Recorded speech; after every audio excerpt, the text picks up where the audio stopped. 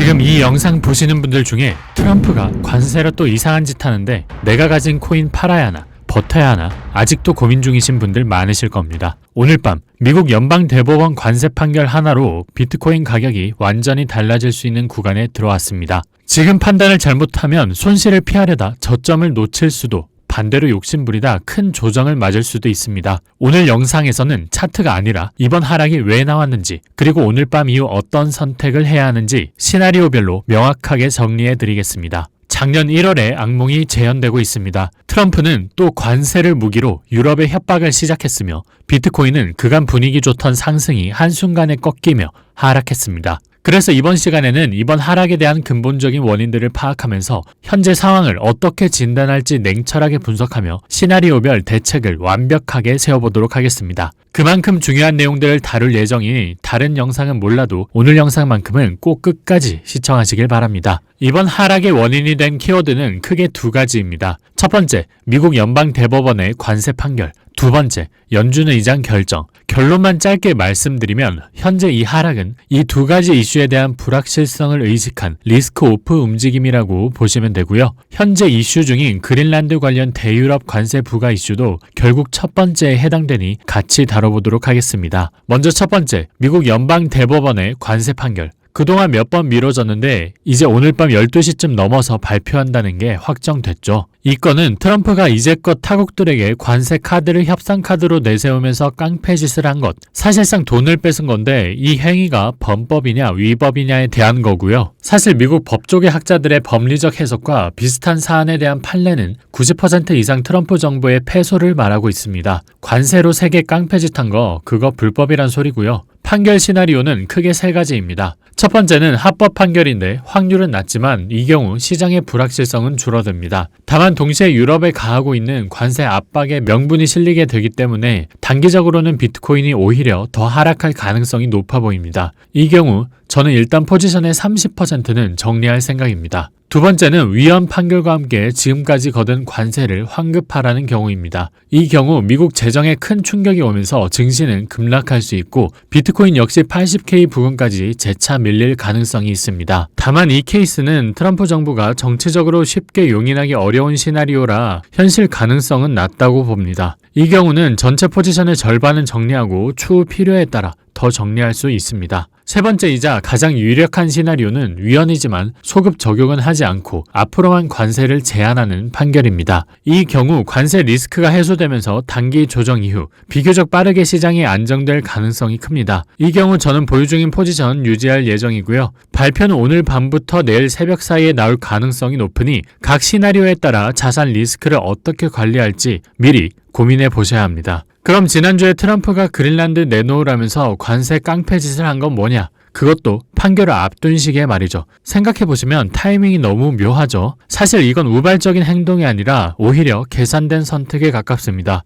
결론부터 말씀드리면 트럼프 입장에서는 관세 카드를 안 쓸 수가 없는 상황이었습니다. 이유는 연방대법원 판결 전에 어떤 기정사실을 만들어야 했기 때문이죠. 트럼프가 가장 두려운 건 뭘까요? 대법원이 관세를 위법이라고 찍어버린다면 트럼프가 국제 정세에서 쓸 수 있는 가장 강력한 무기가 사라지게 되는 거고 이걸 가장 두려워할 겁니다. 그래서 트럼프는 판결 전에 이미 관세가 외교, 안보 카드로 쓰이고 있다는 현실을, 기정사실을 먼저 만들어둘 필요가 있었습니다. 그린란드 이슈는 단순한 영토 문제가 아닙니다. 미국 입장에서는 북극 항로이자 군사 요충지이자 중국과 러시아 견제, 이 세 가지가 전부 다 걸린 안보 이슈입니다. 즉 관세를 무역수단이 아니라 국가안보수단으로 격상시킨 겁니다. 이렇게 되면 대법원도 판결을 할 때 정치 외교적 파장을 무시하기가 훨씬 어려워지겠죠. 때문에 굳이 20일 대법원 판결을 앞두고 급작스럽게 유럽에 관세를 부과하면서 미국의 국익을 요구한 이 이벤트는 철저히 계산된 이벤트인 것입니다. 트럼프 정부에게 유리한 판결이 나오도록 유도하고 있는 것이죠. 이제 왜 이번 판결이 중요한지 아시겠죠? 다들 오늘 밤에서 내일 새벽 발표될 이 이슈에는 귀를 기울이셔야 합니다. 제 텔레그램 들어와 계시면 되고요. 현재 시장 방향성을 결정짓는 두 번째 키워드는 연준 의장 결정입니다. 이 또한 빠르면 이번 주나 다음 주에 결정될 것이라고 보고 있는 이슈인데요. 이 이슈가 왜 이렇게 중요한지부터 아주 쉽게 풀어보겠습니다. 지금 시장이 가장 싫어하는 건 금리를 안 내릴 수도 있다는 가능성입니다. 그런데 바로 그 가능성을 키운 사람이 누구냐면 최근까지 차기 연준의장 유력 후보로 거론되던 케빈 헤셋입니다. 이 사람은 트럼프의 최측근 경제 참모로 시장에서는 트럼프 말 잘 듣는 사람, 금리 왕창 내릴 사람으로 인식되어 왔습니다. 그래서 그동안 채권 시장도 주식 시장도 코인 시장도 어느 정도 곧 금리 인하가 자주 이뤄질 것이라는 기대를 가격에 미리 반영해 두고 있었던 겁니다. 그런데 지난주 트럼프가 직접 헤셋은 그냥 지금 자리에서 일하는 게 좋겠다라고 말하면서 판이 완전히 바뀌었습니다. 이 말은 사실상 연준의장 안 시키겠다는 의지를 공식적으로 비친 것으로 해석됐고 시장도 그렇게 받아들였습니다. 그러자 그동안 과도하게 반영돼 있던 금리 인하 기대가 한 번에 되돌려지면서 미국 국채금리가 급등했습니다.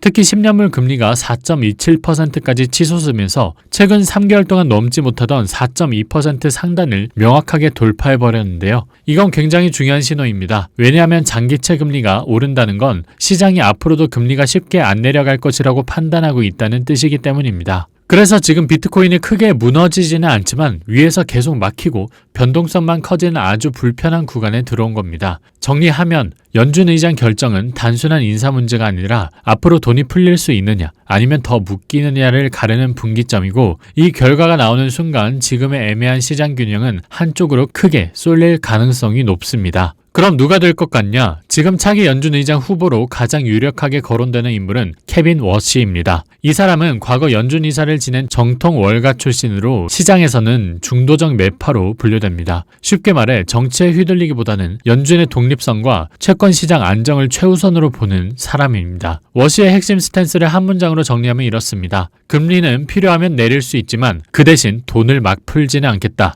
즉 기준금리는 인하하더라도 양적 완화, QE에는 매우 소극적이고 오히려 양적 긴축, QT를 병행할 수 있다는 입장입니다. 이게 왜 중요하냐면 지금 시장이 기대하는 비트코인 상승 시나리오는 단순합니다. 금리 인하, 그로 인한 유동성 증가, 그로 인한 주식과 코인 상승, 이 시나리오인데요. 그런데 케빈 워시 체제에서는 이 시나리오가 깨질 수 있습니다. 금리는 내려가는데 시중에 풀리는 돈은 늘지 않는 구조가 될 수 있기 때문입니다. 이 경우 비트코인은 단기적으로 금리 인하 기대 때문에 버티거나 반등할 수는 있지만 중장기적으로는 유동성 부족으로 강한 상승 탄력을 받기 어렵습니다. 다만 한 가지 중요한 포인트가 있습니다. 트럼프 행정부는 중간 선거를 앞두고 재정정책, 즉 감세, 보조금, 인프라 투자 같은 방식으로 돈을 풀 가능성이 매우 높다는 점입니다. 연준이 돈을 안 풀어도 정부가 재정으로 우회 공급을 하면 비트코인은 다시 유동성 수혜 자산으로서 움직일 수 있습니다. 그리고 결국 케빈 워시 또한 트럼프 쪽 인사이기 때문에 이전에 매파든 뭐든 어떤 스탠스였나와 상관없이 트럼프를 따르는 움직임을 보여줄 확률이 높습니다. 대세에 큰 영향은 없을 것이라는 거죠. 오늘 내용 정리해보겠습니다. 지금 시장을 흔드는 핵심은 차트가 아니라 정치와 제도입니다. 오늘 밤 발표될 연방대법원의 관세 판결은 트럼프가 앞으로도 관세를 협상 무기로 쓸 수 있느냐 아니면 그 무기가 꺾이느냐를 가르는 분기점이고 그 결과에 따라 단기 변동성은 상당히 커질 수 있습니다. 동시에 연준 의장 인선 역시 중요한데 케빈 워시가 유력해질수록 금리는 내려갈 수는 있어도 유동성이 폭발적으로 풀릴 가능성은 낮아집니다. 그래서 지금 시장은 위로는 막히고 아래로는 아직 무너지지 않은 애매한 균형 상태에 놓여 있는 겁니다. 관세와 연준 의장, 이 두 가지 불확실성에 리스크 오프를 한 상황인 것이죠. 결국 지금은 방향성을 예단하기보다 오늘 밤 관세 판결과 곧 있을 연준 의장 결정이라는 두 가지 이벤트를 기준으로 시나리오를 나눠서 대응 전략을 세우는 게 가장 중요합니다. 이런 구간에서는 평소처럼 대충 차트 한번 보고 넘길 장이 아니라 평소보다 훨씬 예민하게 장세를 지켜보고 시간을 쏟는 게 필요한데요. 그리고 결정의 순간이 왔을 때 우물쭈물 하다가 기회를 놓치는 게 아니라 미리 준비한 시나리오대로 확실하게 실행에 옮기는 게 가장 중요합니다.